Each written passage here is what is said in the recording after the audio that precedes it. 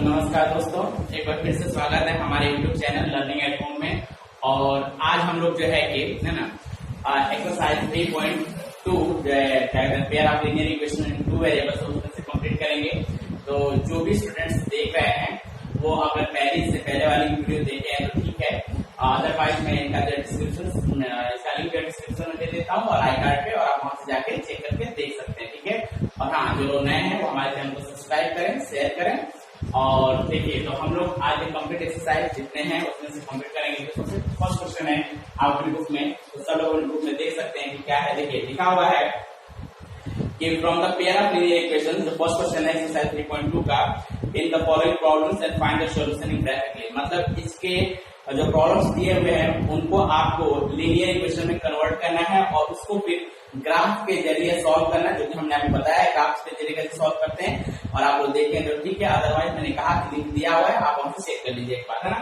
तो मैं आपको इसका इक्वेशंस बना देता हूं और उसके बाद डायरेक्टली इसको सॉल्व करके इसका आंसर निकाल सकते हैं। ये दोनों क्वेश्चंस हैं, तो चलिए हम आपको बारी बारी दोनों के इक्वेशंस कैसे कन्वर्ट करेंगे उसे दिखा देता हूं। हम लोग फर्स्ट क्वेश्चन का पहला जो पार्ट है उसे देखिए, क्या लिखा हुआ है कि 10 student of the class 10 took the part in the mathematics quiz। ठीक है, 10वीं क्लास के बच्चे हैं, 10 बच्चे हैं जो किसी मैथमेटिक्स कंपटीशन में क्या करते हैं, पार्टिसिपेट करते हैं।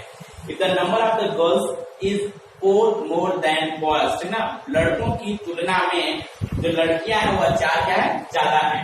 And the find the number of the boys and the girls who took the part in quiz। तो आपको बच्चों यानी लड़कों की संख्या और लड़की की संख्या दोनों बताइए कि कितने लोगों ने पार्टिसिपेट किया। तो देखिए क्वेश्चन क्या है कि दोनों स्टूडेंट्स है ना, स्टूडेंट है तो कितना है, 10 स्टूडेंट में कौन कौन, गर्ल्स एंड बॉयज दोनों आएंगे। इसलिए आप लेट करेंगे कि let the number of boys कितने हम ले लेते हैं, मान लीजिए कि बॉयज कितने हैं, x है। और इसी तरह let the number of girls, जो गर्ल्स की संख्या है वो कितनी हो जाएगी हमारी, y, क्योंकि स्टूडेंट में बॉयज एंड गर्ल्स दोनों शामिल है। अब क्वेश्चन के हिसाब से ये दोनों 10th क्लास के जो दोनों टोटल स्टूडेंट है वो कितना है, 10 है। यानी इन दोनों को अगर हम ऐड करें तो टोटल पहले क्वेश्चन के हिसाब से कितने हैं, 10 है। यानी बॉयज और गर्ल्स दोनों मिला के 10 बच्चे पार्टिसिपेट करते हैं। अब जो अकॉर्डिंग टू सेकेंड कंडीशन है उसके हिसाब से जो लड़कियों की संख्या है गर्ल्स की वह 4 ज्यादा है कितने से, बच्चों से। यानी लिखा है girls more than 4 more than boys, यानी लड़कों की तुलना में लड़कियां जो है 4 ज्यादा है। तो अब आप बताइए, अभी फिलहाल देखिए बॉयज कितने हैं, x है, ठीक है, और गर्ल्स कितनी है, y। इक्वेशन है तो बनाना है। तो अब उसने कहा है कि लड़कों की संख्या लड़कियों, देखिए गर्ल्स 4 मोर देन बॉयज, यानी लड़कियां 4 ज्यादा है। तो लड़कियां 4 ज्यादा है तो इधर से हम 4 क्या करते हैं, माइनस कर दे लड़कियों की तरफ, तो लड़कों की क्या आ जाएगा, इक्वल हो जाएगा। इस हिसाब से ये हो जाएगा x minus y equal to कितना हो जाएगा, -4। इक्वेशन में कितना आ गया, सेकेंड। ये आपका पहला इक्वेशन रहा, ठीक है, और ये हमारा जो है दूसरा इक्वेशन रहा। अब इस हिसाब से दोनों इक्वेशंस को आप ग्राफ के जरिए क्या करना है, सॉल्व करना है, और इसमें x और y दोनों की वैल्यू अलग अलग क्या करनी है, निकाल देनी है। आप इन दोनों की ग्राफ खींचेंगे, जहां एक दूसरे को क्रॉस करेंगे वहां पे x की वैल्यू निकाल लीजिएगा, वहां पे x की वैल्यू होगी वो बॉयज की संख्या होगी, y की जो वैल्यू होगी वो लड़की की संख्या होगी, ठीक है। तो उम्मीद है कि आप इसका ग्राफ जरूर खींचेंगे और इसका सॉल्यूशन निकालेंगे। दूसरा इसका क्वेश्चन जो हमारा है, दूसरा पार्ट इसका वो देखिए। दूसरा क्वेश्चन क्या कह रहा है कि 5 pencils and the 7, main topic इसका इक्वेशंस कन्वर्ट करना है। इक्वेशन कन्वर्ट होगा तो सॉल्यूशन में ज्यादा प्रॉब्लम नहीं है। 5 pencil and the 7 pen cost 50 rupees. 5 pencils की कॉस्ट और 7 पेन की कॉस्ट अगर मिला दें तो 50 रुपीज है। Where the 7 pencil and the 5 pens together cost 46। और फिर बाद में अगर 7 पेंसिल लें और 5 पेन्स लेते हैं तो इनकी कॉस्ट 46 है। तो बताना है find the cost of the 1 pencil and the 1 pen. देखिए एक एक का निकाला है तो पहले एक एक का क्या करना पड़ेगा, लेट करना पड़ेगा। तो लेट कर लीजिए, ठीक है, लेट करते हैं हम। Let the cost of 1 pen, एक पेन की कीमत क्या ले लेते हैं, x, और 1 जो है पेंसिल है हमारी, पेंसिल की कॉस्ट आप कितना ले लेते हैं, y ले लेते हैं, ठीक है। एक पेन की कॉस्ट हमारी x है और एक पेंसिल की कॉस्ट कितनी है, y है। तो अब देखिए पहली बार क्या किया जा रहा है, 5 पेंसिल, तो जब एक पेंसिल की कॉस्ट, तो हमने जो है क्या किया है, हमने एक पेंसिल पेन की कॉस्ट कितने लेट की हुई है, x लेट की हुई है, और हमने जो है एक पेंसिल की कॉस कितना लेट किया है y है ना। तो जैसा कि आपको पता है उसमें दिया हुआ है कि 7 पेन है ना, पेन की कितनी है 7 है पहली दफा, और हमारी ये पेन कितने पेंसिल कितनी है 5 है। तो एक पेन का दाम हमने x दिया हुआ है, तो 7 पेन का दाम कितना हो जाएगा 7x, और एक पेंसिल का दाम y है, तो 7 पेंसिल का दाम कितना होगा 7y, और ये दोनों मिला के उसको हमने कितना पे किया हुआ है, इस दोनों को मिला के हमने 50 रुपीज पे किया हुआ, कितना रुपया ना 50 पे किया हुआ है, ठीक है। फिर नेक्स्ट है ना, ये तो फर्स्ट कंडीशन में रहा। सेकंड कंडीशन में क्या हुआ, सेकंड कंडीशन में हमारा जो है कि हमने देखा है कि उसने बोला है कि 7 पेंसिल है, पेंसिल अब कितनी हो गई 7 हो गई, और पेन अब 5 हो गई। एक पेन की कॉस्ट कितनी है x, तो 5 पेन की कॉस्ट कितनी है 5 है, और एक पेन की कॉस्ट कितनी है, तो एक पेंसिल की कॉस्ट कितनी है y, तो 7 पेंसिल लिया गया। तो इस समय मिलाकर टोटल हम जो पे कर रहे हैं वो 46 कर रहे हैं। ऐसा इक्वेशन नंबर ये हो गया, और ये इक्वेशन नंबर कितना हो गया सेकेंड हो गया। दोनों इक्वेशन आपके सामने हैं, और ये दोनों इक्वेशन को आप क्या करेंगे एज ए ग्राफिकली रिप्रेजेंट करेंगे। वहां पे जो एक्स वाई जब दोनों लाइन अगर आप इसको ग्राफ पे रिप्रेजेंट करेंगे तो एक दूसरे को इंटरसेक्ट करेंगे, और जहां इंटरसेक्ट करेंगे वहां पे जो एक्स की वैल्यू होगी वह हमारी जो है कि पेन की कॉस्ट होगी, और जो वाई की वैल्यू होगी वो हमारी एक पेंसिल की कॉस्ट होगी, ठीक है। तो ये रहा हमारा फर्स्ट क्वेश्चन के दो पार्ट थे, जिसको कह रहा था कि आप इनको ग्राफ सॉरी इनको कन्वर्ट करिए पहले इक्वेशन में, और फिर इसको ग्राफिकली रिप्रेजेंट करके इसका आंसर बताइए। क्लियर है? तो देखिए अब हम लोग दूसरा क्वेश्चन करते हैं। आपको इसमें ग्राफ बनाना है, सब बनाएंगे। दूसरा देखिए, on the comparing of the a by b, b by b1 upon b2, c1 upon c2, जैसा कि आपको मैं पहली वीडियो में इस पूरा इसका कंसेप्ट समझाया हूं कि कैसे हम लोग इंटरसेक्टिंग भी चेक करते हैं, कैसे हम लोग यूनिक सॉल्यूशन चेक करते हैं, कैसे कंसिस्टेंट चेक करते हैं, और उसका लिंक है आप देखिए। उसी के बिहार पे उसी को उपयोग करके हम सारे क्वेश्चन करने वाले हैं। तो सेकंड क्वेश्चन है on the comparing of a1 upon a2, b1 upon b2 and c1 upon c2, find out whether the line representing the following linear equation intersect a point। आपको दो इक्वेशन दिए हैं, आपको ये बताना है कि क्या इनको ग्राफिकली रिप्रेजेंट किया जाए। तो ग्राफ पे ये दोनों लाइन एक दूसरे को इंटरसेक्ट करेंगी, पैरेलल होगी या कोइंसिडेंट होंगी, ठीक है ना। तो चलिए मैं आपका पहला पार्ट दिखाता हूँ आपको। पहले पार्ट में जो क्वेश्चन है वो हमारा है 5x - 4y + 8 is equal to कितना होगा हमारा 0 हो गया, ठीक है ना। और जो सेकंड पार्ट है वो हमारा है 7x और क्या कहते हैं हमारा +6y and -9 is equal to कितना हो गया 0। हमारे पास ये दो इक्वेशन दिए हुए हैं, इन दोनों इक्वेशन को कह रहा है कि आप ये बताइए कि अगर इसको ग्राफ पे रिप्रेजेंट करें तो क्या होगा सॉल्यूशन, यानी यह इंटरसेक्ट करेगी, पैरेलल होगी या कोइंसिडेंट होगी। तो पहले हमको कंपेयर करेंगे a1 upon a2 is equal to b1 upon b2, पहले हम सभी को इक्वली करते हैं c1 upon c2। चलिए अब a1 क्या है, तो पहले वाले x का कोएफिशिएंट कितना हो गया 5, फिर सिंबल लिखते हैं अगर माइनस है तो इसका a2 कितना हो गया हमारा 7 हो गया। इसी तरह इक्वल इसकी वैल्यू कितनी हो गई -4, और ये इसकी वैल्यू कितनी हो गई 6 इज इक्वल टू 8 upon -9। अभी फिलहाल आप देखिए पहले इसको a1 upon a2 b1 upon b2 को कंपेयर करिए, तो आप क्या देख रहे हैं 5/7 है और -4/6 है, क्या दोनों इक्वल है? नहीं, बिल्कुल नहीं, तो ये दोनों इक्वल नहीं है। तो जब a1 upon a2 is not equal to b1 upon b2, आपको मैंने बताया था ये क्या कंडीशन है, दिस इज इंटरसेक्टिंग। ये कौन सी कंडीशन है? इंटरसेक्टिंग का, तो ठीक ना। यह अगर ग्राफ पे रिप्रेजेंट करेंगे तो ये क्या करेंगी इंटरसेक्ट होगी, ठीक है। तो यही बताना था कि इंटरसेक्ट होगी, कोइंसिडेंट होगी या क्या होगी। एक और क्वेश्चन इसमें से ले लेते हैं, 3 है 2 करा देता हूं। तीसरा पार्ट जैसे इसका ले लेते हैं। तीसरा पार्ट इसमें दिया हुआ है कि 6x - 3y + 10 is equal to 0। Equation number first है ये, ठीक है।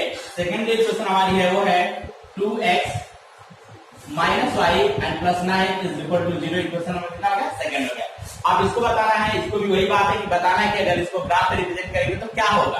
आप देखिए वही a1 upon a2 is equal to b1 upon b2 is equal to c1 upon c2, ठीक है। a1 की वैल्यू कितनी हो गई 6 हो गई, a2 की वैल्यू 2 हो गई, is equal to -3।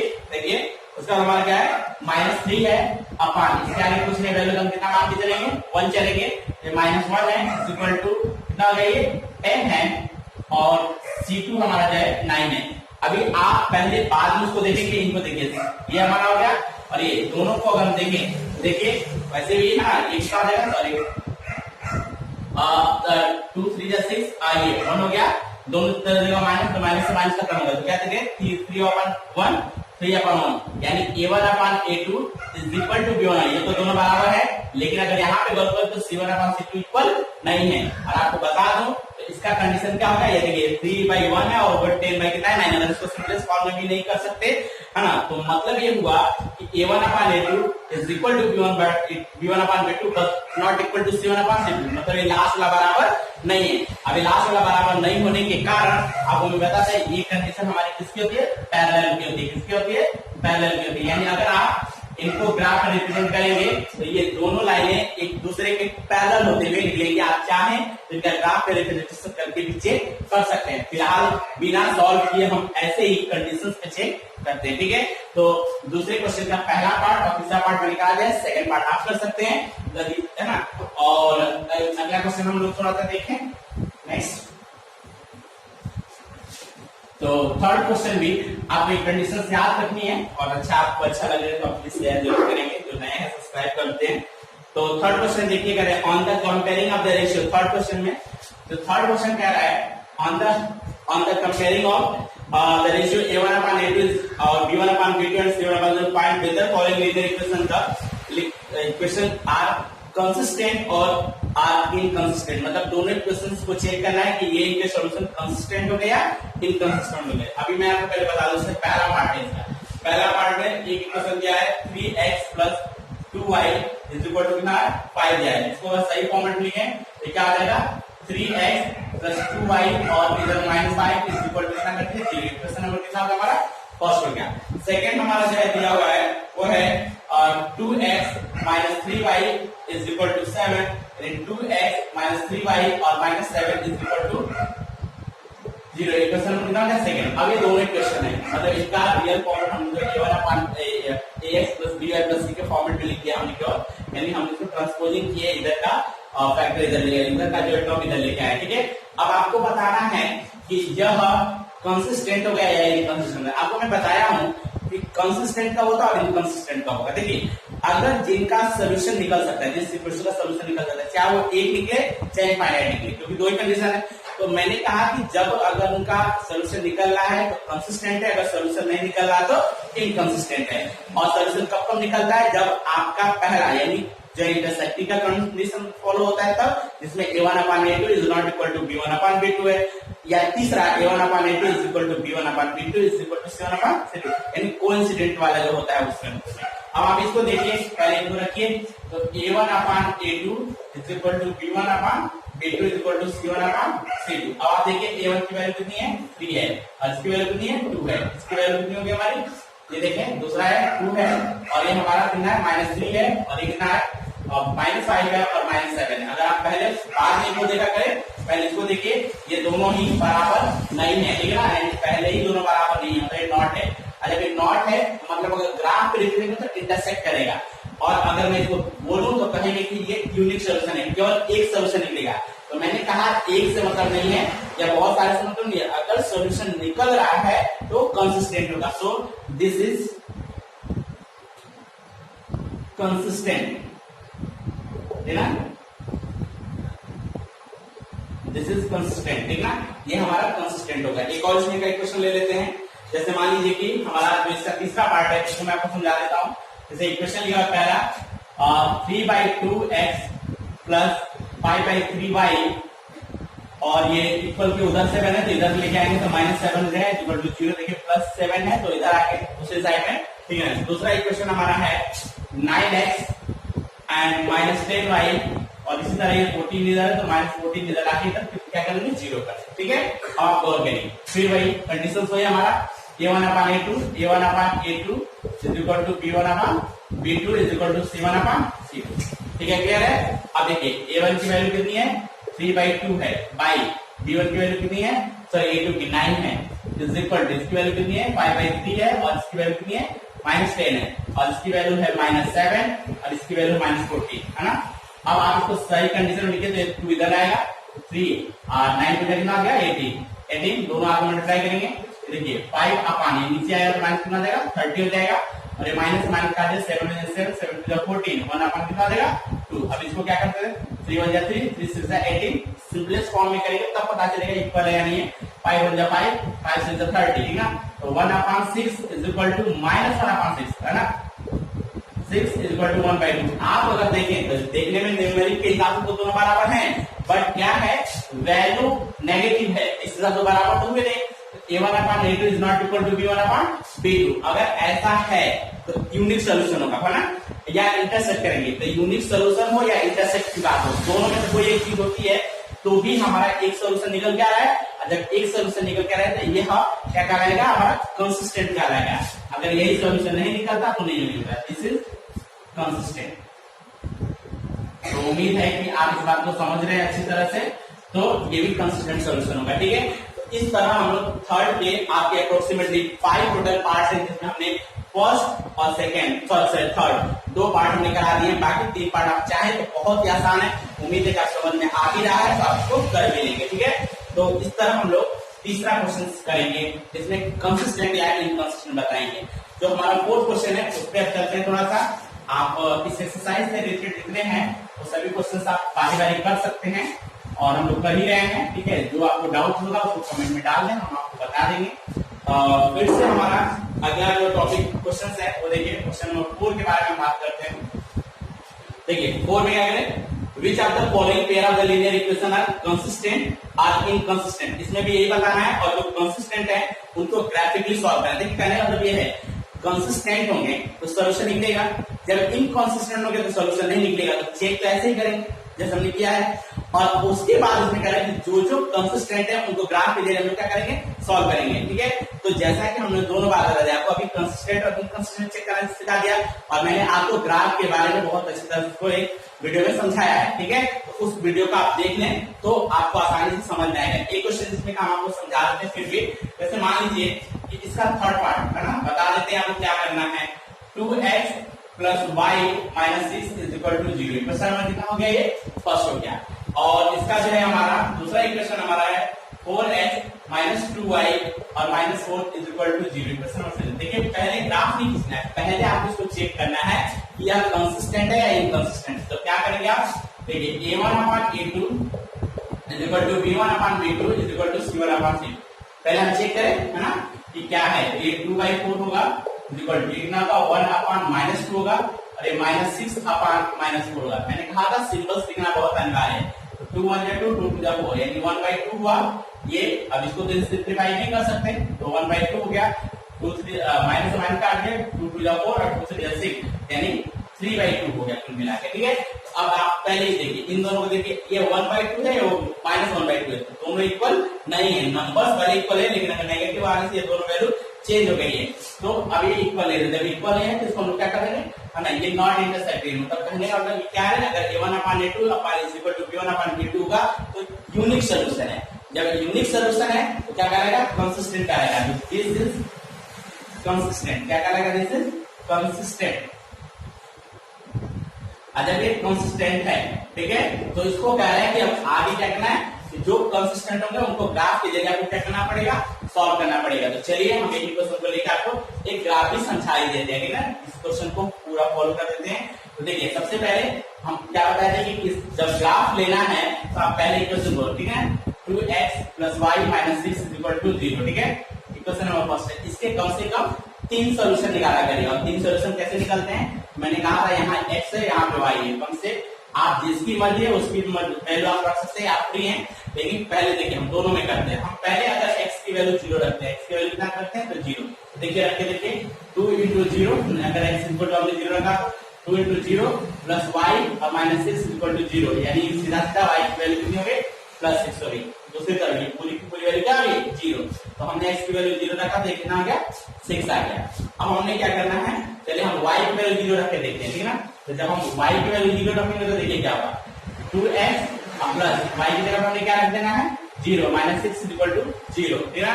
2x equal to कितना आ जाएगा, 6, यानी x इक्वल टू कितना आ जाएगा, 3। तो हमने जब y की वैल्यू 0 रखा तो x की वैल्यू कितना निकला, 3 निकला। एक और ले लेते हैं, 1 रखते हैं। x की वैल्यू अगर 1 रखते हैं तो कितना आ जाएगा, 2 × 1 प्लस y माइनस 6 प्लस कितना आ गया, y minus 6 is equal to 0। तो इसको हम लोग क्या करते हैं, 2 हो गया हमारा, तो y इक्वल टू कितना, तो माइनस करते हैं, ध्यान लेते हैं। देखिए तो अपना एक्स की वैल्यू 2 into 1 अब plus y minus 6 is equal to 0 है ना। तो ये क्या होगा y minus 4 is equal to 0। देखिए 2 होगा इसमें से माइनस हो जाएगा यानी y इक्वल टू 4। यानी हमने x की वैल्यू अगर 1 रखा तो y की वैल्यू कितनी निकली 4। ठीक है, यहाँ पे 1 रखा, सॉरी यहाँ पे 1 रखा, इसकी वैल्यू कितनी निकली 4। इसके 3 सॉल्यूशन निकल गए। इसी तरह हम लोग क्या करेंगे, अब इस दूसरे वाले इक्वेशन के वैल्यू कितने सॉल्यूशन निकालें, 3 सॉल्यूशन निकालें। ठीक है, तो चलिए पहले इनके निकाल लेते हैं।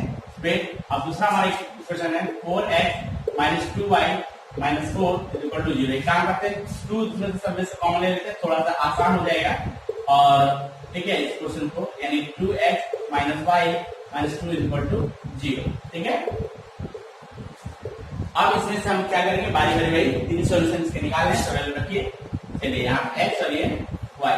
ठीक है, अब x की वैल्यू अगर आप 0 रखते हैं तो देखिए यहाँ पे 0 रखेंगे तो खत्म हो जाएगा, ये 2 उधर जाएगा, फिर भी माइनस है ना, क्या होगा y सॉरी माइनस 2 आएगा। क्या आएगा हमारा माइनस 2 आएगा। देख लें, चेक करना चाहे तो ऐसे 2 into 0 माइनस y और माइनस 2 इक्वल टू 0। ये वैल्यू 0 हो गई, माइनस y इक्वल टू 2 होगा यानी y इक्वल टू माइनस 2 होगा। ठीक है, तो हमने क्या कहना था कि अगर x की वैल्यू इसमें 0 रखेंगे तो y की वैल्यू भी क्या आएगी माइनस 2 आएगी। अब एक और रखें, अब हम लोग y की वैल्यू अगर 0 रखते हैं तो y की वैल्यू अगर 0 रखें तो रखिए इसमें 2x माइनस कितना रखा हमने 0 रख लिया और माइनस 2 इक्वल टू 0। ठीक है, तो अब क्या हो जाएगा, ये उधर जाएगा 2x इक्वल टू ना आ जाएगा 2, यानी सीधा सीधा x की वैल्यू कितनी होगी 1 आ गई। तो हम 0 रखने पे 1 मिलता है, तो 0 रख लिया है। अब एक वैल्यू हम लोग यहाँ पे 1 रख के देखते हैं। देखिए 2 into 1 माइनस y और माइनस 2 इक्वल टू 0। अब ये 2 0 हो गया, ये हमारा तो कितना होगा हमारा, ये 2 माइनस y और माइनस 2 इक्वल टू 0 दोनों कट गए यानी y इक्वल टू कितना हो गया 0 हो गया। यानी हमने क्या देखा, अगर हम x की वैल्यू 1 रखते हैं तो y की वैल्यू कितना आ जाएगा, सॉरी हम लोगों ने ये एक वैल्यू रखा हुआ है, x की वैल्यू हमने जब 0 रखा तो y की वैल्यू माइनस 2 आया। हाँ ठीक है, हमने x की वैल्यू अगर 1 रखा है तो y की वैल्यू कितना निकल रहा है 0 निकल रहा है। इसकी वैल्यू 0 रखे, हम लोग वैल्यू दोनों सेम आ जाए, दूसरी वैल्यू रखिए ताकि नंबर मिल जाए, तो एक ही पॉइंट को शो करेगा ये। तो इसको 2 ले लीजिए, कितना ले लीजिए 2 पे जब कितना होगा हमारा 4 माइनस y और माइनस 2 इक्वल टू 0। तो ये क्या हो जाएगा, कट जाएगा 2 माइनस y इक्वल टू 0 यानी minus y equal to minus 2 यानी कुल मिला के कितना आया 2 आया। तो हम क्या रखने पे इसको 2 रखना है। देखिए हमने इसकी वैल्यू 2 रखी है तो देखिए 2 का 4 हो गया, 4 में से 2 चला जाएगा तो कितना हो जाएगा 2 बचेगा। अब 2 जब दूसरी तरफ माइनस 2 होगा, इस माइनस से करके यानी फाइनली निकल जाएगा 2। अब इसके भी 0 पॉइंट मिल गए, इसके भी 0 पॉइंट मिल गए। अब हमको क्या करना है, जाके रिटर्न करना है, कहा था क्वेश्चन को चेक करना है, तब स्ट्रेट होगा तो आपको इसको करके दिखाना होगा। ठीक है, चलिए इसको सॉल्व करते हैं। हमें सॉल्यूशन से मतलब है केवल सॉल्यूशन को रख दीजिए। चलिए देखिए, और हमने एक ग्राफ ऐसे बना लेते हैं अपने लिए, आपको जो ग्राफ पेपर रहेगा बना सकते हैं y और y है।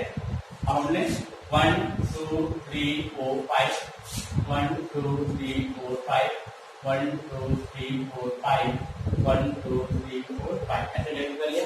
अब इसको देखते हैं 0 से पहले एक और डाल दीजिए 6 6 7 6। चलिए अब 0 रखने पे 6 आता है, x की वैल्यू कितनी है 0, तो y की वैल्यू कितनी है 6। पॉजिटिव है कहां चलेंगे ऊपर 1 2 3 4 5, पहला पॉइंट हमारा ये होगा 0 और 6। ठीक है, दूसरा 3 और 0 है यानी x पे 3 1 2 3 पॉजिटिव से चलेंगे, y वैल्यू कितनी है, ये हमारा है 3 और 0। अगला है 1 and 4, तो x की वैल्यू 1 और y की वैल्यू 4 1 2 3 4, ये हमारा हो गया 1 और 2। ठीक है, इस हिसाब से तीनों लाइनें आप ऐसे लाइन को बना देंगे जो पहले क्वेश्चन। अब दूसरा देखिए, दूसरा ये है हमारा, ठीक है ना। पहला क्या है, x की वैल्यू 0 तो y की वैल्यू -2 है, तो ये 0 हो गया और यहाँ पे -2 हो गया 0 और -2।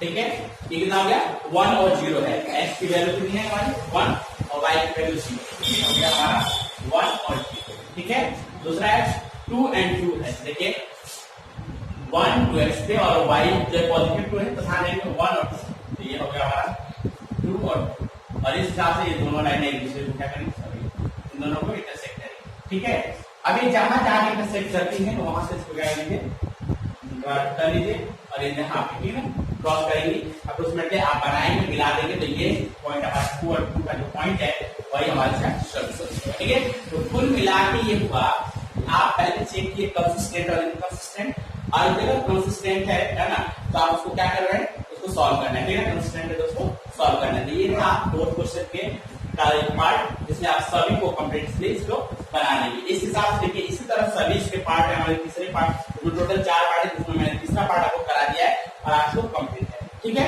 तो चलिए, अब बाकी ऐसे ही सिमिलर है, अगर इनकंसिस्टेंट होंगे तो सॉल्व करने की कोई जरूरत आपको नहीं पड़ेगी, कि ग्राफ लिखने की जरूरत नहीं है अभी तक। यानी जो फर्स्ट एक्सरसाइज है, सेकंड एक्सरसाइज, इसमें ग्राफ ही सबसे इंपॉर्टेंट है, ठीक है, तो इसलिए आपको उसको जानना बहुत ही जरूरी है। अगला जो हमारा टॉपिक है, सॉरी अगला जो हमारा क्वेश्चन है, 5th क्वेश्चन, वो देखिए, half of the perimeter of the rectangular garden. एक गार्डन है, रेक्टेंगुलर गार्डन है, जिसकी लेंथ और ब्रेथ अलग अलग होती है, whose length is the 4 more than its width, जिसकी लंबाई इसकी चौड़ाई से 4 ज्यादा है, एंड क्या कह रहा है, इज द 36, एंड द क्या हमारा हाफ है, उसका पेरीमीटर, हाफ पेरीमीटर की बात हो रही है, हाफ पेरीमीटर 36 है। Find the dimension of the garden, तो गार्डन की डायमेंशन है, लंबाई चौड़ाई बतानी। चलिए, मान लीजिए गार्डन हमारा हो गया, क्वेश्चन के हिसाब से इसकी लेंथ को हम लोग क्या ले लेते हैं, x, और इसकी विड्थ को क्या ले लेते हैं, y ले लेते हैं। अब पहला कंडीशन क्या रहा है कि इसकी जो लेंथ है वह इसकी विड्थ से क्या है, 4 ज्यादा है, ठीक है ना। देखिए, आप अगर ये बुक में देखेंगे तो whose length is the 4 more than its width, ठीक है ना। आप देखिए, तो अब अकॉर्डिंग टू फर्स्ट कंडीशन क्या है, तो ये हमारी इसकी लेंथ है और इसकी हमारी ब्रेथ है, कौन ज्यादा है, लेंथ ज्यादा है, कितना ज्यादा है, 4, ठीक है, लिखा है 4, length is the 4 more than width. तो अगर हम इनको इक्वेशंस के रूप में कन्वर्ट करें, अगर इक्वल के रूप में कन्वर्ट करें तो क्या पाएंगे, इसकी लेंथ 4 ज्यादा है, जब लेंथ 4 ज्यादा है तो इसकी विड्थ में क्या करेंगे, इसको 4 प्लस कर देंगे, ताकि ये दोनों हमारे क्या है, इक्वल हो। देखिए, लेंथ पहले से ऑलरेडी 4 ज्यादा है विड्थ से, इसके विड्थ में 4 जोड़ देंगे, यानी एक इक्वेशन आ गया x minus y minus 4 is equal to कितना हो गया, 8, ठीक है। सेकेंड कंडीशन हमारी ये है कि इसमें ये कह रहा है कि और इन दोनों का हाफ पेरीमीटर 36 है, हाफ पेरीमीटर। अब पहली बात तो पेरीमीटर होता क्या है, ठीक है, तो क्या कहते हैं, perimeter of rectangle, perimeter of rectangle अगर आप लिखें तो इसमें क्या होगा, 2 in bracket l plus b is equal to कितना हो गया, पेरीमीटर होगा इसका हमारा। तो जब हाफ पेरीमीटर की बात करते हैं, हाफ पेरीमीटर की बात करेंगे तो इसमें क्या करेंगे, 2 से डिवाइड कर देंगे दोनों तरफ, तभी हाफ पेरीमीटर होगा, यानी l प्लस इससे कर देगा l plus b equal to क्या होगा हमारा, हाफ पेरीमीटर। अब इसकी लेंथ कितनी हमने लिखी हुई है, x, और इसकी विड्थ कितना लेंगे हमने, y, और इज इक्वल टू पेरीमीटर इसका हाफ कितना है, 36 है। इस हिसाब से x प्लस वाई माइनस कौन सा होगा, सेकंड। तो देखिए, फर्स्ट इक्वेशन है और ये हमारा क्या है, सेकंड इक्वेशन है। अब इन दोनों इक्वेशन को कह रहा है कि आप इनको क्या करिए, फिर बाद में इनको ग्राफिकली रिप्रेजेंट करिए, और इसके हिसाब से जो x की वैल्यू निकल के आएगी और इसकी पहली डायमेंशन होगी, लेंथ होगी, और जो y की वैल्यू निकल के आएगी या इसकी दूसरी डायमेंशन होगी, ठीक है। तो इस हिसाब से इसकी लेंथ और ब्रेथ आप क्या कर लेंगे, निकालेंगे, ग्राफ लिख लीजिए। दोनों इक्वेशन मैंने आपको दे दिया है, मैं अभी ग्राफ आपको सिखाया हूं, तो ग्राफ के जरिए आप खींच सकते हैं, ठीक है। तो चलिए, नेक्स्ट क्वेश्चन हमारा है 6, इसके बारे में देखते हैं, ठीक है। अब 6 के बारे में देखिए, 6 क्या कह रहा है, तो 6 ये कह रहा है कि आपको give the linear equation 2x plus 3y minus 8 is equal to 0। देखिए, एक लीनियर इक्वेशन दिया हुआ है, लीनियर इक्वेशन जो हमारा ये है वो दिया हुआ है 2x plus 3y minus 8 is equal to 0, ठीक है। ध्यान से देखिए, बहुत इंपॉर्टेंट है, लॉजिक वाला क्वेश्चन है। Give the linear equation 2x plus 3y minus 8, है ना, राइट द अनदर लीनियर। देखिए, इक्वेशन सिर्फ आपको एक पता है, और जब पेयर ऑफ लीनियर इक्वेशंस की बात होती है तो कितने इक्वेशन होने चाहिए, 2 होने चाहिए। तो एक आपको दिया है और दूसरा क्या है, आपको खुद देखना है, ठीक है ना। कह रहा है कि right another linear equation in 2 variables such that, हाँ, लेकिन उसमें कंडीशन दे रहे हैं, such that the geometrical representation, अगर ग्राफ रिप्रेजेंट करूं तो क्या होना चाहिए, इंटरसेक्टिंग होना चाहिए। दूसरा ऐसा इक्वेशन लिखिए कि इसी के साथ दूसरा इक्वेशन आप जो मर्जी लिख दिए, बस इतना होना चाहिए कि अगर तुम दोनों को ग्राफ पे रिप्रेजेंट करूं तो इंटरसेक्ट होना चाहिए, या दूसरा पैरेलल होनी चाहिए, और तीसरा तीनों कंडीशंस के लिए आपको बारी बारी इक्वेशन लिखनी है। बहुत आसान सा तरीका बता रहा हूं। देखिए एक इक्वेशन आपको दिया हुआ है, कंडीशन क्या है कि जो दूसरा इक्वेशन आप लिखेंगे वो ऐसे लिखेंगे कि वह एक दूसरे को इंटरसेक्ट करनी चाहिए। आप ये बताइए कि इंटरसेक्ट की कंडीशन क्या होती है? इंटरसेक्ट की कंडीशन होती है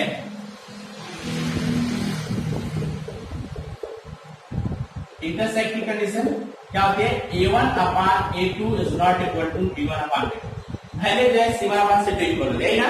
अब a1 कितना दिया हुआ ठीक है ना। अच्छा एक बात और है, लेट कर लीजिए कि दूसरा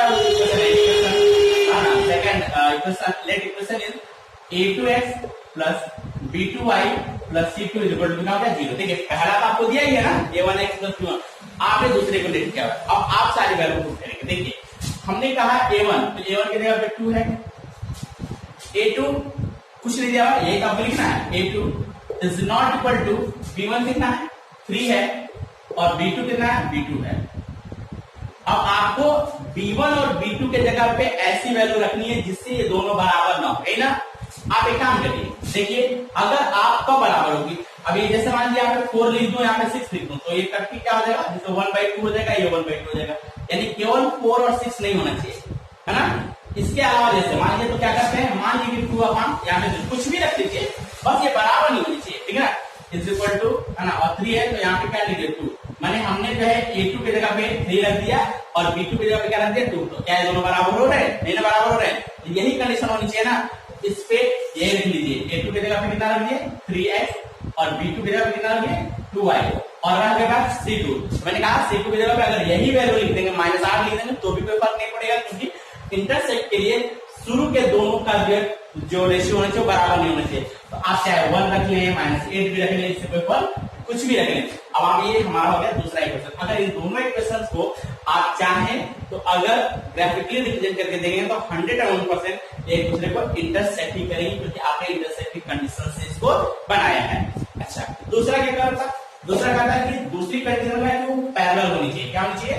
पैरेलल होनी चाहिए। तो देखिए अब पैरेलल होनी चाहिए तो इक्वेशन तो हमारा वही रहेगा 2x प्लस 3y और -8 is equal to 0। Equation number first है, लेट लीजिए। अब दूसरा जो इक्वेशन है a2x प्लस b2y और plus c2 is equal to कितना होता है 0। इक्वेशन नंबर कितना है सेकंड। पैरेलल होना चाहिए, क्या होना चाहिए? पैरेलल। तो पैरेलल के लिए आपको याद होगा तो a1 upon a2 is equal to b1 upon b2 is not equal to c1 upon c2। ये कंडीशन हमने कराई है।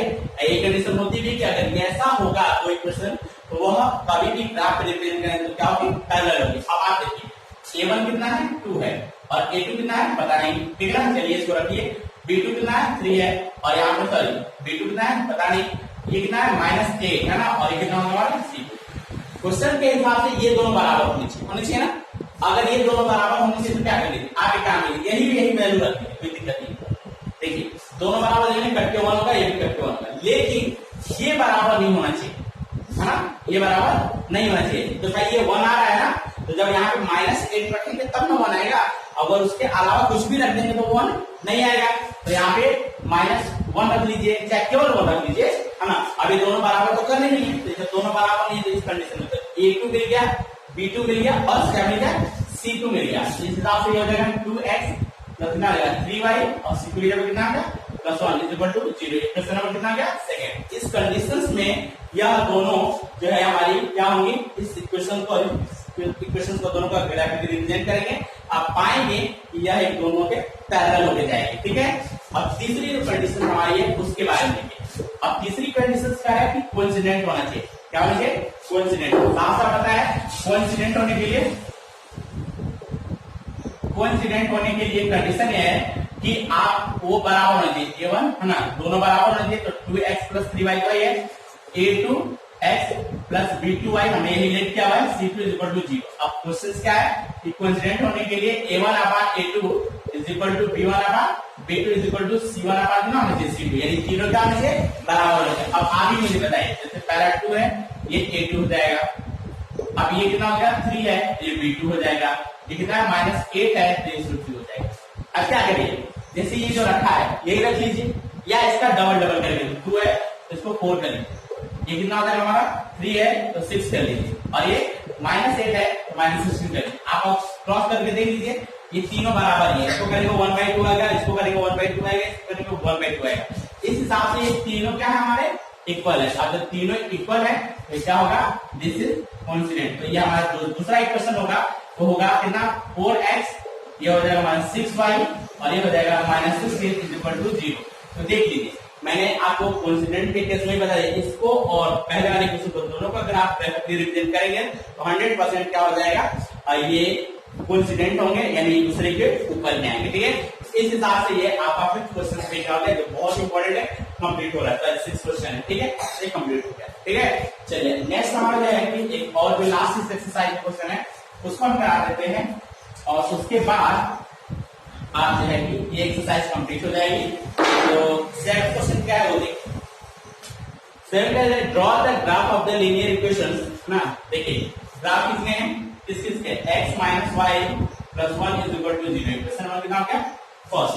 एंड द 3x प्लस और सेकंड क्वेश्चन क्या है 3x + 2y और -12 = 0। Question number 6।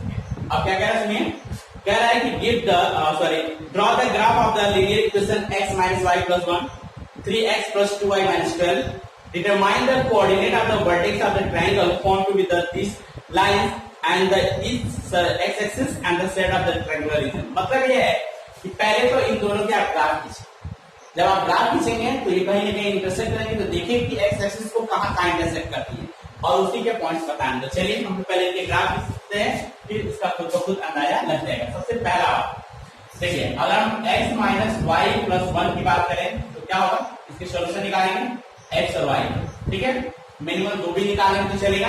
चलिए हम क्या करते हैं, x की जगह पे 0 रखते हैं। तो जब यहाँ पे 0 रखें तो 0 - y + 1 = 0 यानी -y = ये देखिए -1 यानी कुल मिला के अगर हमने x की वैल्यू 0 रखा तो इसकी वैल्यू हमारी कितनी निकल के आ गई 1 निकल जाएगी। ठीक है, यहाँ पर फिर एक बार इस बार y को 0 रखें तो y की वैल्यू कितना करते हैं 0। तो जब y को 0 रखते हो कितना होगा, ये x होगा -0 और +1 = 0 यानी x की वैल्यू -1 आएगी यानी y 0 रखा तो -1 आएगा।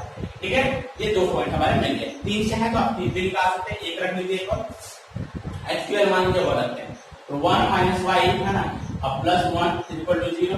ठीक है, तो ये 1 1 कितना होगा 2 यानी y = कितना होगा -2 यानी कुल मिला के 2 आएगा। अगर हमने क्या देखा x की वैल्यू अगर 1 रखा तो इसकी वैल्यू 2 आएगा। तो हमारे एक सॉल्यूशन तो निकल गया ताकि हम इसके ग्राफ खींच सकते हैं। दूसरा हमारा इक्वेशन है, तो दूसरे इक्वेशन का भी ग्राफ खींचेंगे, पूरा ग्राफ खींच देंगे। तो देखिए ये हमारा कितना है 3x + 2y - 12 = कितना हो गया 0। चलिए एक एक को 0 करके देखते हैं। पहले हम लोग x को 0 करते हैं, है ना। x को 0 करेंगे तो क्या पाते हैं, देखिए 3 × 0 + 2y - 12 = 0। ये वैल्यू 0 हो गई और ये वैल्यू 0 हो गई तो 0 + 2y = कितना हो गया 12 यानी y = कितना हो गया, ये काटेंगे तो 6 होगा यानी हमने जब इसको 0 रखा तो इसको 6 पाया। ठीक है, और फिर हम इसको एक बार y को 0 रख के देखते हैं तो y = हम 0 रखते हैं तो देखिए क्या होगा 3x + 2 × 0। ठीक है, और -12 = 0। तो 3x ये पूरी की पूरी वैल्यू क्या होगी 0 - 12 3x = कितना आ जाएगा +12 यानी 4 आया। कितना है 4 है यानी y की वैल्यू अगर हम 0 रखें तो इसकी वैल्यू कितनी निकली 4 निकली। हमने दोनों ग्राफ ले लिए, दोनों सॉल्यूशन निकल गए हैं। अब इनके हम ग्राफ यहाँ बना के देखते हैं। ठीक है, चलिए शुरू करते हैं और आप खुद को खुद उसके बाद समझ में आपको आ जाएगा कि क्या चीजें। ठीक है, यहाँ पर अब हम लोग क्या करते हैं, देखिए 1 2 3 4 5 6 7। ठीक है, 1 2 3 4 5 6 7 1 2 3 4 5 6 7। क्योंकि आपको ग्राफ मिलेगा लेकिन फिलहाल हम लोग जो है दिखाने के लिए आपको बना रहे हैं कि आप उसको चेक करना है। 1 2 3 4 5 6 7 ये कहलाएगा x और ये कहलाएगा x है y और y है। अच्छी तरह आपको परिचित है कि अगर x की वैल्यू पॉजिटिव होती है चलेंगे, y नेगेटिव होती है चलेंगे, y की वैल्यू पॉजिटिव हो तो ऊपर चलेंगे और y की वैल्यू नेगेटिव हो तो नीचे चलेंगे। चलिए शुरू करते हैं। पहला 0 और 1 है, x की वैल्यू 0 है, यहाँ से पहले जाना है, y की वैल्यू कितनी है 1 है और वही पॉजिटिव है तो ये आपका हो गया 0 और 1। ठीक है, दूसरा -1 और 0 है, x की वैल्यू नेगेटिव है तो -1 और 0 है तो ये देखिए -1 और 0 है। ठीक है, और तीसरा क्या है 1 और 2 है, x की वैल्यू 1 और y की वैल्यू यहाँ पे 2 है तो 1 और 2 ये तीनों पॉइंट मिल गए। अब तीनों को मिला दी एक लाइन ऐसे जाने तो तीनों को टच करती हुई स्ट्रेट लाइन, क्योंकि लीनियर पेयर है तो वो लीनियर है और स्ट्रेट लाइन ही बननी है। सेकेंड पॉइंट, जो दूसरा इक्वेशन है उसको ये पहले वाले इक्वेशन का था, ठीक है ना, एक्स माइनस वाई और प्लस 1 का था।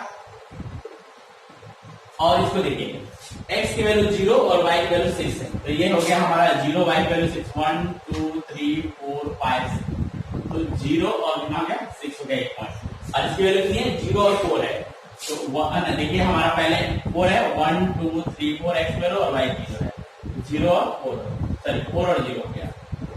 और इस तरह इसको पॉइंट को ऐसे मिला के लाइन को ऐसे मिला के आप क्या कहते हैं, देखिए एक्स एक्सिस के जो हमारे वर्टेक्स मिले वो ये मिला है, कौन कौन, एक -1 और 0 और एक कौन मिला है 4 और 0। इसने यही पूछा था कि जब इन दोनों को हम अगर ड्रॉ करेंगे, ये दूसरा इक्वेशन की लाइन है और पहले इक्वेशन की लाइन, तो कह रहे दोनों इक्वेशन को जब ड्रॉ करेंगे तो इंटरसेक्ट जहां करेगा वो, उसके बाद जो दोनों एक्सिस पे काटेंगे वो, तो इसका पॉइंट आपको पता है, इसका पॉइंट पता है, जब इसको देखेंगे तो इसका भी पॉइंट आपको पता है।